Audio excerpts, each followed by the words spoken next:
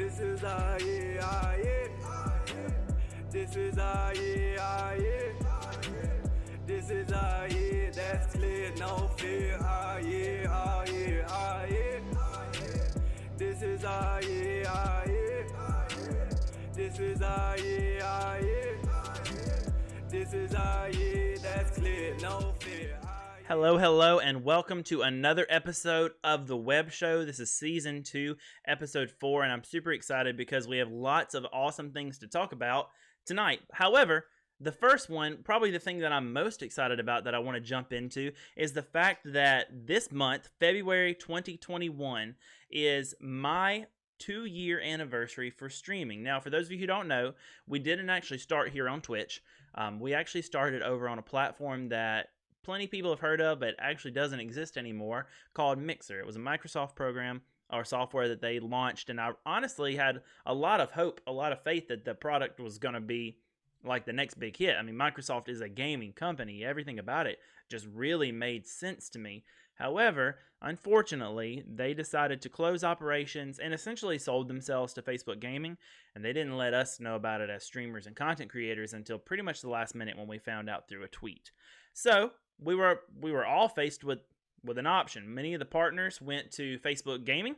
I even tried Facebook Gaming myself and tried to get an idea for what I thought about that. And many content creators tried a platform that really isn't that big right now called Trevo and Twitch. And that puts us where we are here right now. So I'm super excited to celebrate that, and I want everyone to know that I've absolutely loved this opportunity to create content and different types of content that I never thought would have been possible before. In the last 2 years, we have not only streamed on Twitch, but we've launched not one, but 2 YouTube channels that we're right now kind of cultivating to be all that they can be, but they've been blowing up and doing really well lately, and I'm super excited about that because I'm finally making the types of content that I just really love making for the sake of making the content. We've launched a channel here on Twitch, Webby Pumpkin, and we stream every Monday, Tuesday, Thursday, and Friday night at 7 p.m. Central Time. So if you guys are listening back for our audio listeners, or if you're watching this back in a VOD, you can hang out any of those days at twitch.tv/WebbyPumpkin. We have a really great time. And of course, without further ado, the podcast that you're listening to right now, The Web Show, we're in Season 2, and this was different than anything that I've ever tried to do before. I always talk, like I never stop talking. But I've never done anything like a podcast before, and it seemed like a cool idea. It seemed like a neat option, and I was like, I really kind of want to try this. And now look at us. In Season 2, you can watch The Web Show live every other Thursday at 7 p.m. at twitch.tv. Or for our audio listeners, you can listen obviously wherever you enjoy your podcast. If you want to watch the video back, you can check that out at twitch.tv/WebbyPumpkin as well, or on that YouTube channel. All those links are pretty much everywhere. They're within the portal for the podcast. They're all over my social media, Webby Pumpkin everywhere. Twitter, Instagram, TikTok, you name it. I'm Webby Pumpkin there. I would love for you to come and hang out and hit me with a follow. If you do watch live, though, on Twitch on Thursdays, you actually have an opportunity to become a part of the show because we've begun interacting with chat during the web show, and it's super cool. One of the things that happens sometimes with a live show is what I just realized happening. For our audio listeners, it won't matter so much to you, and that is that I actually forgot to update the category. So I'm going to do that right now, and those are the things that you'll only notice if you watch live on Thursdays at 7. Would love for you guys to be a part, though, with that. Now, in celebration of that 2-year mark of streaming, we're actually doing something really super cool. We're going to be dropping some brand new merch on February 7th. That's this Sunday, which is the actual day that I started streaming 2 years ago. We're going to be dropping some new merch, but it's all whispers and secrets until you see that. The best way to find that is to join the Discord or follow me on social. You'll see the links for that new merch design there, and it's going to be on sale as soon as it hits the store. Definitely would love for you to check that out. You can follow me on social. Like I said, I'm Webby Pumpkin everywhere. You don't want to miss out on that. It's going to be on sale for a little while, but I can't tell you exactly what it's going to look like yet. It's going to be super cool. But something you can get involved in right this very moment is a giveaway that I'm doing to try to give back as a celebration for 2 amazing years of streaming. We're running a small little give back, $25 gift card to the gaming ecosystem of your choice, whether that be Xbox, Nintendo, PlayStation, Steam, you name it. $25. You can hit the link that's in chat here on Twitch live right now, or if you don't want to do that, or if you're listening back later, you can find that link at the very top of my link tree on all of my social media on YouTube. Just hit that link that's in the bio of all those social medias, and it's the very top option. Would love for you to get involved. There's plenty of ways to enter. I would love for you guys to take part of that. It's really super cool. All right. Without further ado, we'll continue on. I see Bat Kingston is coming to the chat for the web show right now. It says, "What's up?" Hello, Bat Kingston. Thank you so much for being here. We have some amazing things to talk about on the web show tonight, and we're just going to jump right in with one of the ones that I found probably most interesting, actually, of all the things that we're going to discuss tonight, and that is Google Stadia. The company, Google, announced at the beginning of this month, that's February 1st, that it's shutting down its internal Stadia game development division as it focuses Stadia to be a home for streaming games from existing developers instead of its own games. So basically what they're doing is they're saying, hey, we're not planning to create any first-party IPs for Google Stadia. We're going to only be a game system, a streaming system for games that come from third parties or third-party IPs. For those of you new to that gaming lingo, IP is just short for intellectual property. So they're planning to try to be another console that Fortnite could be on or something like that. What's up, Doji's Doritos in the chat? Remember, if you get active in the chat on Thursdays live, you get to be a part of the web show. So the vice president of Google, Phil Harrison, stated, and this is a direct quote, so I'm going to read it. Creating best-in-class games from the ground up takes many years and significant investment, and the cost is going up exponentially. Given our focus on building on the proven technology of Stadia, as well as deepening our business partnerships, we've decided that we will not be investing further in bringing exclusive content from our internal development team, SG&E, beyond any near-term planned games. So basically, like I said, what they're doing is they're choosing to no longer develop anything except for the games that are really, really close to already being out. They're choosing to shut down all development for first-party games on Google Stadia, which is really interesting. Google is actually shutting down both of its locations in Los Angeles and Montreal. Both those game studios have been shut down, both of which existed under the Stadia Games and Entertainment banner. A lot of those job opportunities, from what I understand, are being reallocated, so that's really cool. However, the guy that was over it all, that has worked on like Ubisoft projects and everything like that, he's actually completely stepping away. So that won't be happening. And The Verge reported this. So The Verge reported that Stadia, alongside the $9.99 USD price for Stadia Pro subscription services, will continue to exist going forward. So they don't plan on phasing any of that out. So if you've already got a Stadia, or if you've recently ordered a Stadia and it's coming in, you don't have to worry. Everything you've paid for, you're still technically going to get. You just don't have any hope of any first-party IPs. Let's see. And Google may continue trying to secure exclusives or timed exclusives, third-party titles to offer through a subscription, but any near-planned games will be released on Stadia as planned. So if you've been holding out for a Stadia game that you're excited about that was supposed to come out just around the corner, then there's a good chance you're still going to see that game. However, if there was a game that you were hopeful for that was announced for Google Stadia and Google Stadia alone that was supposed to come out in a year or in a year and a half or 2 years, yeah, you're probably not going to see that. You're probably not going to see that. There is hope, like we said already, that Google can create some type of agreement with other companies to basically do a little bit of like what Final Fantasy has done with PlayStation, in that PlayStation gets exclusivity for a time.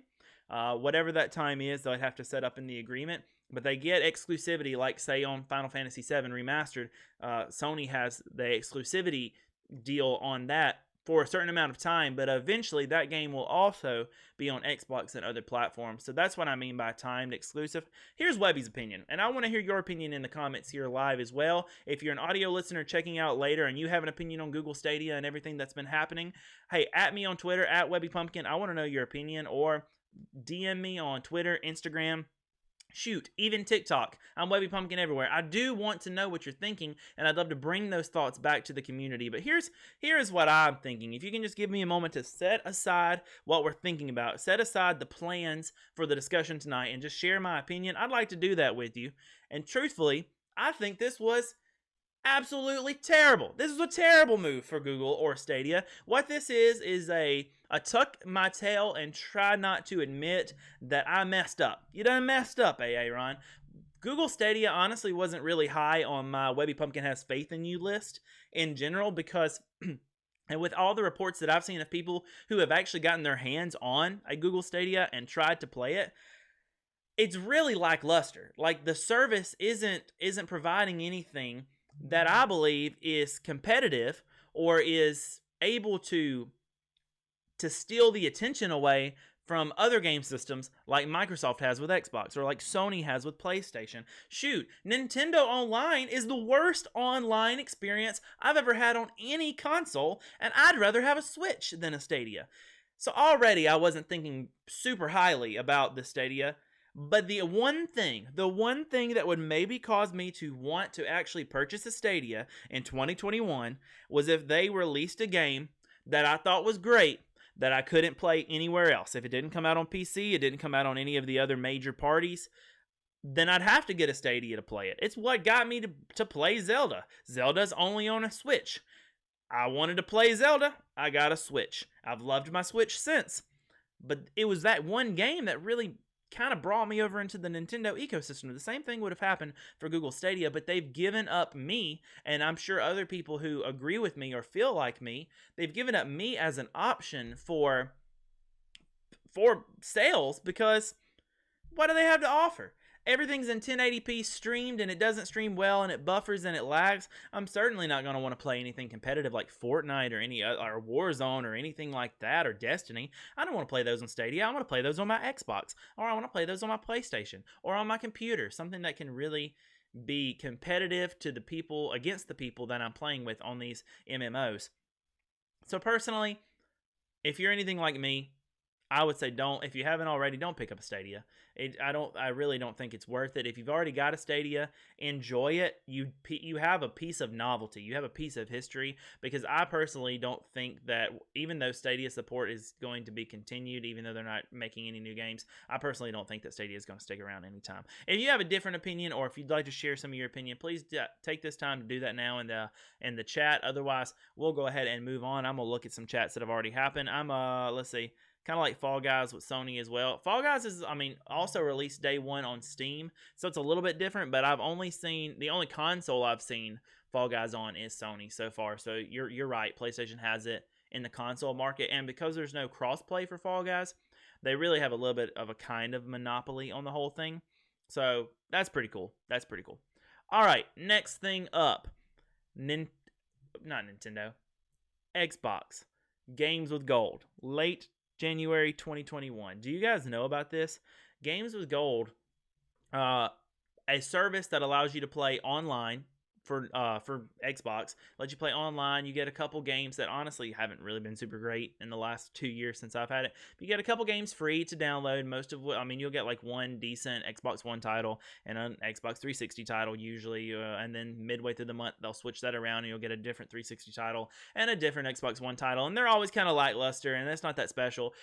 What really is the reason people want Games with Gold is because you get certain offers or certain deals on other games, as well as online multiplayer capabilities through Games with Gold. It's traditionally $60 USD.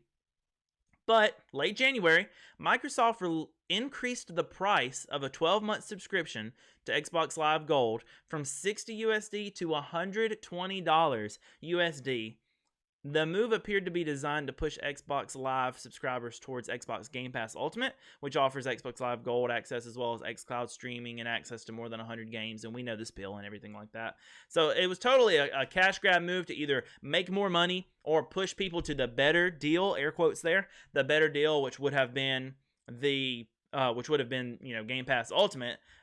Totally a cash grab move. When I tell you, not even 24 hours later from the time that they made this decision, people on Reddit and Twitter were up in arms, completely upset about this. So mere hours after that announcement, Microsoft actually backpedaled. They changed their mind. So hours after announcing a controversial doubling in price for the service, Microsoft reversed the decision and threw in a bit of a bonus. So get this: not only did they say, no, we're going to recant that, it's going to be $60. Microsoft decided to bring Xbox Live in line with Sony and Nintendo's online services by dropping the subscription requirement to play free-to-play games. So popular free-to-play games like Fortnite are now, or have always been, playable on PlayStation and on Nintendo without an online subscription. If you had to be online to be able to play the game and the game was free to play, you didn't have to have a subscription unless you were on Xbox. But why? Well, Microsoft has said that it's working hard to deliver the change to be able to play those games for free as soon as possible in the coming months. Here's Microsoft's full statement. I'd like to read it for you. It says, "We messed up today, and you are right to let us know. Connecting and playing with friends is a vital part of gaming, and we failed to meet the expectations of players who count on it every day. As a result, we have decided to not change the Xbox Live Gold pricing. We're turning this moment into an opportunity to bring Xbox Live more in line with how we see the player at the center of their experience. For free-to-play games, you will no longer need an Xbox Live Gold membership to play those games on Xbox. We are working hard to deliver this change as soon as possible in the coming months. If you are an Xbox Live Gold member already, you stay at your current price for renewal. New and existing members can continue to enjoy Xbox Live Gold for the same prices they pay today.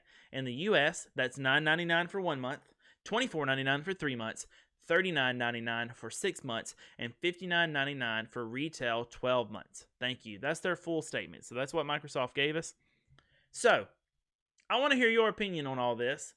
But if you would allot me the same privilege to get to share my opinion on the Xbox just debacle here, then buckle up, because Xbox is being praised right now for listening to the consumer. That's the whole thing. They're listening to the consumer. They're like, oh my goodness, Xbox heard us when we complained and they brought the prices back, and they also gave us free stuff. No. Why in the world would we praise a company for fixing the problem they created? That's like, oh my goodness, that doctor saved my life whenever I'd gotten stabbed in the back, but they're the ones that stabbed me in the back. That's totally what happened. We're not going to praise that, and I don't want us to forget that. Now, I love Xbox. I actually think it's a great company. I really love my console. I've had a lot of hours put into the Xbox since I got my first one back in 2017. Plenty of hours into the game. Really love the ecosystem. I honestly don't even mind the Xbox Live Gold subscription. But I just can't praise them for this. Doji Strito, you can ask your question or make your statement if you want. I'm not just going to pause because we are recording for audio listeners. I don't want there to be downtime, but definitely feel free to go ahead and put your thought in the comments, and I want to hear it. I want to hear it, and I'll share it with everyone. So my thoughts then just kind of stem to this idea of I can't praise you for that. I'm glad that you finally caught up, Xbox, because PlayStation was already letting us do these things. Power to the player is what they say. Even Nintendo, which doesn't have a great history of doing things correctly online, even Nintendo was allowing people to play Fortnite and games that are really big for free online, and it was doing a lot to just bring the community together. Now, they have their own flaws. Sony just completely disagreed with the idea of cross-platform, and they fought that tooth and nail as hard as they could, but they finally came around. And I gave Sony a lot of grief about their decision to not support cross-platform until they did. And then I didn't say, oh, praise the mighty Sony PlayStation because you have made cross-platform possible. I didn't say that. I said, about time you caught up, Sony, because if you didn't, people were not going to use your console. That's what I was thinking.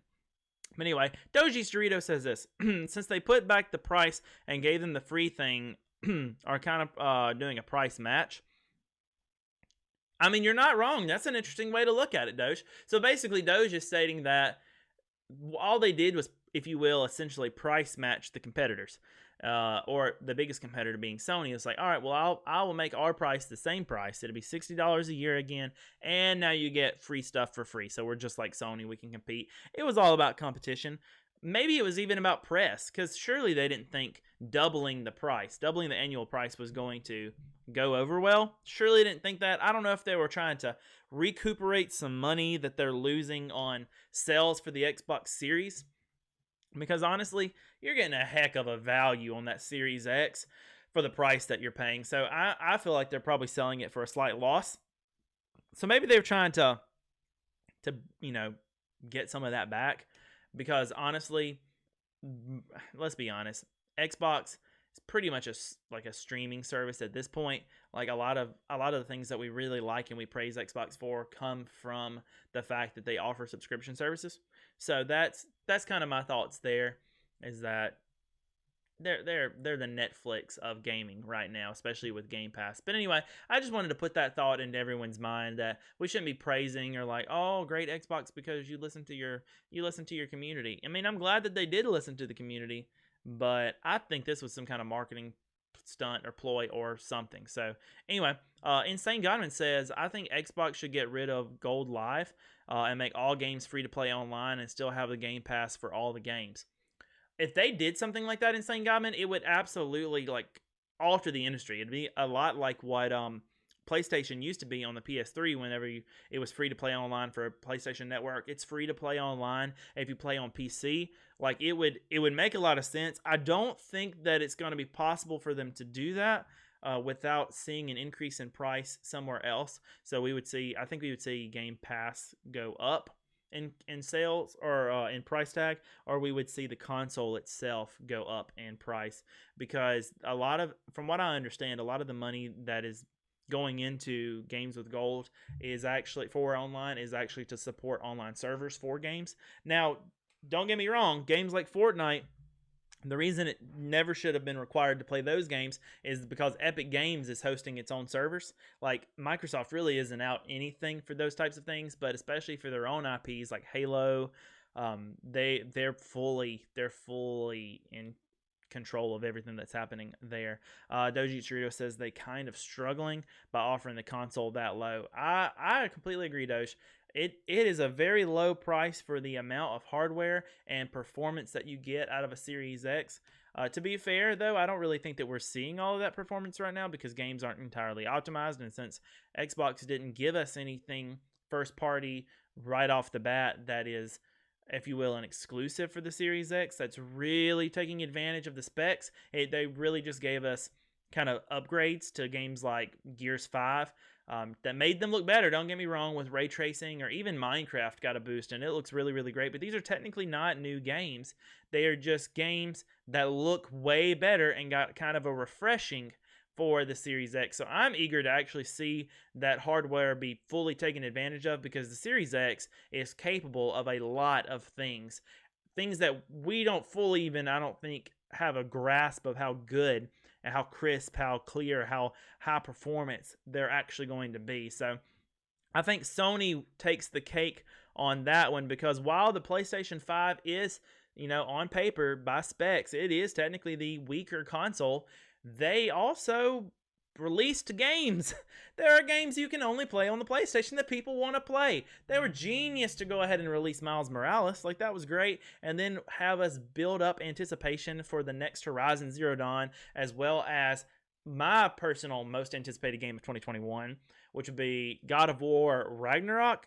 Oh my gosh, I am like literally, I've been like excited, giddy as can be ever since I saw that like 3-second long teaser trailer for it. Sony did a good thing. They had good marketing strategy to make us want to buy their console. It honestly made me decide that I can get the PlayStation first, because there's nothing new coming out on the Xbox. I have time. I don't need to buy it this holiday. And if you guys have listened to the podcast before or last season when we were talking about all the announcements and everything for those game systems, then that's no news to you. You know that that's my take, is that if you're going to get both anyway, PlayStation first. There's no reason to get an Xbox right now, aside from the fact that, curveball for all of us, it's nearly impossible to get a PlayStation or an Xbox at MSRP because of bots and everyone buying them up. So now I'm in the vein of, I'm going to get whichever one I can get my hands on first. That's what I'm going to get first, because they're so hard to get, but I personally can't pay more than MSRP for it. I don't see that as a viable option. All right, last but certainly not least in today's episode for the podcast is Nintendo Online and Zelda's 35th anniversary, which is taking place right now. Technically, it's not quite there, but February 2021 makes 35 years of Zelda, and I have some hopes for that, and I'm super excited to share those things with you because I think they're going to be really cool. But before we do that, let's talk a little bit about Nintendo Online and their services moving forward. Now, I don't think we're going to see anything outside of speculation for like a revamping or anything of the like the online shop or anything like that, but right now, Nintendo Online currently uses a system. It uses a if you will, a infrastructure for online called NEX, and that's what they use for their multiplayer. NEX is a software that was actually licensed to Nintendo by Ubisoft Technology in 2010. So this is hardly a new software. It's it's very dated. But if you think that's old, like 11 years is old, if you think that is old, it's actually been around for 18 plus years, which explains a whole lot about why Smash Bros is so laggy. I mean, Splatoon does okay, but actually in the data mining code for Splatoon, there's actually like a check and balance to make sure that the game's not playing on Windows 98. Are you kidding me? Windows 98. The thing is so old, but data miners have been checking into some updates and things that are coming for the Nintendo Switch, and they are revealing something called NPLN, which is a new infrastructure that we don't really know a whole lot about and what it's going to do, but a new infrastructure for Nintendo Online that I'm hopeful and I want to let you guys know about is going to really increase the performance and just the usability of Nintendo Online, because Nintendo Online's problem is solely an infrastructure issue. It doesn't matter how good your internet service is. It doesn't matter your ping. You can pay for the best internet in the world. Nintendo Online is still going to be hit or miss with you on anything other than games like Animal Crossing, where it's just real chill. Like Mario Kart does okay, Smash Bros does not, Splatoon is okay but not great. Like these are games that could do better. Now with the NPLN database or infrastructure, I'm not really sure if it's going to do anything retroactively, so we may not see a benefit for games like Smash or games like Splatoon. But we have actually already seen this technology in use with the new game Monster Hunter Rise. Now, it also explains why there were so many issues with Monster Hunter, like right at the beginning and then into development and everything. But it seems like things are working out right now. And for a game like Monster Hunter and the fidelity that is required to play that game the way it's intended, if it's working now, I have high hopes for what NPLN is going to be able to offer for the online service for Nintendo. So there's just a little teaser, a little prediction here from Webby Pumpkin for you that I think is going to be really neat, and I'm eager to see what Nintendo does with it and how they use it. Now let's on to the thing that we really care most about, Zelda.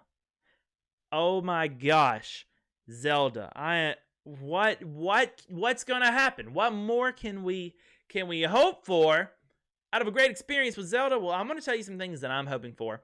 But so Insane Godman says in the chat, Breath of the Wild 2, please. I'm going to echo that in just a moment because I fully agree. But for those of you that didn't know, because I've already said it already, February is 35 years for Zelda. But if the Mario 35 celebrations can tell us anything, we should expect to see a Zelda 35 celebration this year also. So the very first game debuted on February 21st, 1986. Yes, 35 years ago, 1986. So the big milestone is only about a month away, because what I'm believing is that Nintendo is going to finish the celebration of Super Mario's anniversary, which they're ending in March. So it's really close. They're planning in that.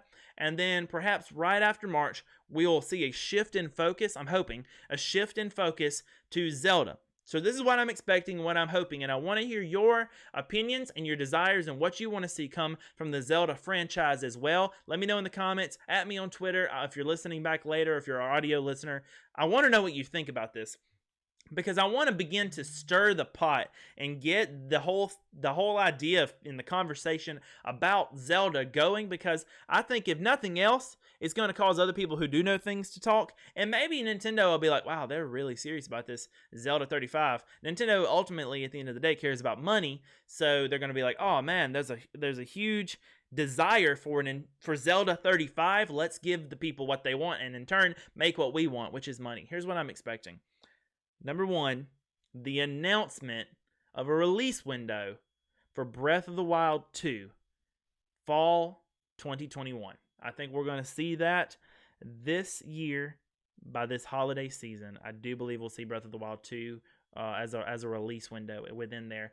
There's been a little bit of hype over the week because of a company that put up a listing for Breath of the Wild 2 as like a pre-order, but it was like a pre-order for the quarter that it might come out in at the end of the year. And personally, I don't think that holds a lot of water. I do think we're going to see Breath of the Wild this year, but there's not enough information in that to even know if it's going to be like summer, or which would be, soon, or like end of the fiscal year or end of this year. Like we don't know, but I think it makes the most sense to see it in fall, because I don't see a big game like Breath of the Wild being launched in summer. So I just don't think that's going to be the thing.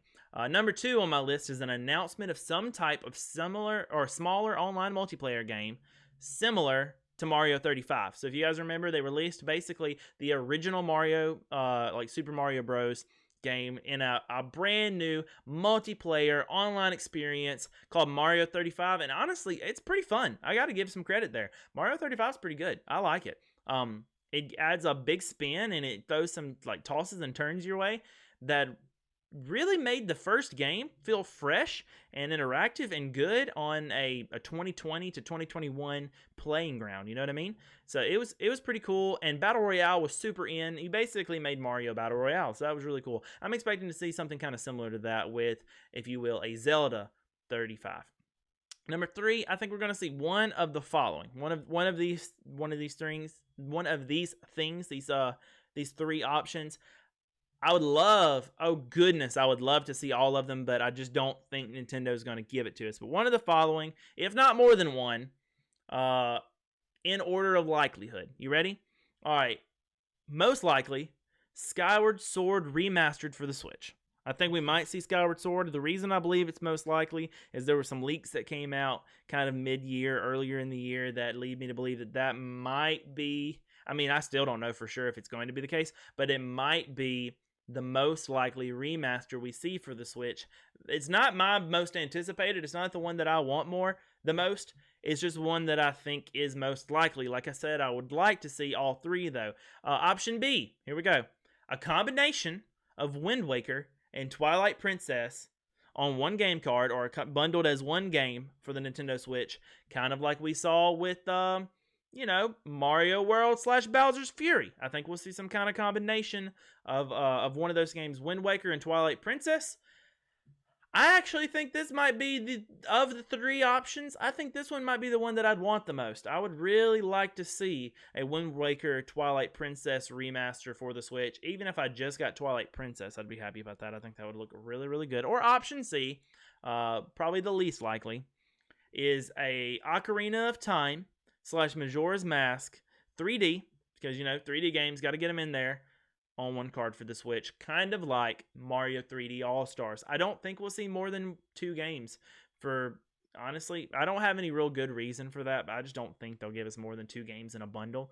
But maybe they'll completely blow my mind, and we'll see something like Ocarina of Time, Majora's Mask, Twilight Princess 3D, collection for Switch. I don't know exactly how they're going to do that, but I would love to see. Let's read your comments. Doge Eats Dorito says, I don't know if this is already out, but a Zelda-themed console and dock. To the best of my knowledge, that doesn't exist. But I do think that that's possible. Because, this year, they were a little bit late to it, but they just released the Mario-themed Switch for Mario 35, and I personally believe that was intended to be released earlier, but COVID kind of halted it and kind of pushed it back. I think it was something that was already being manufactured, already produced. They had a bunch of them lying around, so they went ahead and launched it anyway last month because they didn't want those to just not be used, and they want to try to go ahead and push all the hype towards Mario so they can finish that up by March, and then I think they're going to switch to Zelda. I hope they switch to Zelda, that is. So that'd be kind of cool. Insane Godman says, I would love to see all of them. Oh, me too. I would love to see all of them. I'm hopeful. I desire all of them. I don't know if it's going to happen, but I desire all of them. And then 2 other things that I'm expecting to see that aren't necessarily game related. I think we will see some Animal Crossing crossover, like furniture, shirts, different things. Like Kind of like what we saw with Mario 35 there as well. Other big like Nintendo IPs, I think we'll see some Zelda stuff, and I'd be down with that. I'd love to have some Zelda stuff in Animal Crossing. I don't really care that much for Mario stuff in Animal Crossing. It really didn't excite me that much. But Zelda, on the other hand, yeah, it has me thinking about it. And then lastly but not least, we'll definitely see some Zelda merchandise. I think we'll see T-shirts, hats, some toys, maybe. We'll see all of that, especially with Age of Calamity out and still being so popular and the changes that are happening there. It's actually what we're going to be playing after the web show. I just cannot see there not being some type of awesome Zelda merch. So that's what I'm thinking. Insane Godman said maybe a Smash Ultimate character. Maybe, but I don't think so, considering there's a couple like Link and like Kid Link and Dark Link and Zelda, they're already playable characters in Smash. I don't know how or who, and Ganon, like I don't know how or who they would add, you know what I mean? Like, unless maybe you saw the champions as a whole.